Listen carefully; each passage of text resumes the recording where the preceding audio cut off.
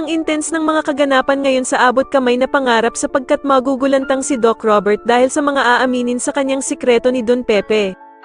Dito nga ay napakadiskarte talaga ni Don Pepe at makakagawa nga ito ng paraan para matawagan si Doc Robert at masabi nito sa kanya ang mga narinig niyang revelasyon kay Moira at Doc Carlos.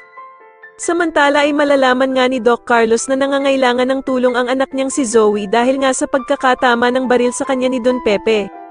Kaya naman ay walang pag-aalinlangan at agad na pupuntahan ni Doc Carlos si Zoe dahil nga sa sobrang pag-aalala niya dito. At dito nga ay agad na sasalubungin si Doc Carlos ng mga tauhan ni Moira at dadalhin siya kung saan naroon si Zoe.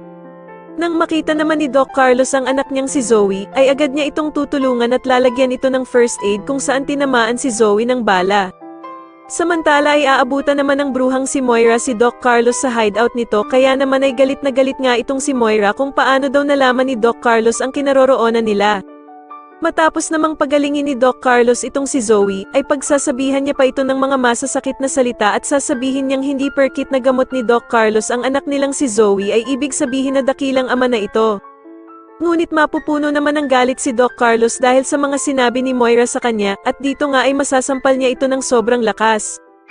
Kaya naman ay agad na aawatin ni Zoe ang nanay at tatay niya at dito nga ay pipigilan niya si Doc Carlos dahil nga sa ginawa nitong pagsampal sa ina niyang si Moira. Pero pagsasabihan naman ni Doc Carlos si Zoe na dapat nga daw ay hindi niya kinakampihan ang bruhang si Moira dahil sa isa daw itong kriminal.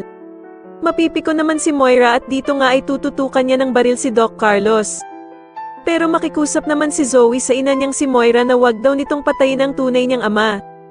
At dito nga ay ipapamukha ni Moira kay Zoe na si Robert lamang nga daw ang tatay nito. Ngunit dahil nga sa pagtatalo nila at pag-aaway, ay biglang maririnig ni Don Pepe ang boses nila at dito nga ay malalaman na niya na anak ni Doc Carlos si Zoe. Sa kabilang banda naman ay tatanungin naman ni Annalyn si Giselle tungkol sa anak nito at kung sino nga ba daw ang totoong ama nito. Sa tingin niyo magawa pa kayang makatakas ni Don Pepe sa mga kamay ng tauhan ni Moira? Mas lalo na nga talagang nagiging exciting ang mga susunod na kaganapan kaya naman ay mas lalo pa nating abangan ang mas lalong gumigandang abot kamay na pangarap. Maraming salamat po sa inyong panonood at sana po ay ma-subscribe niyo ako. Maraming salamat po.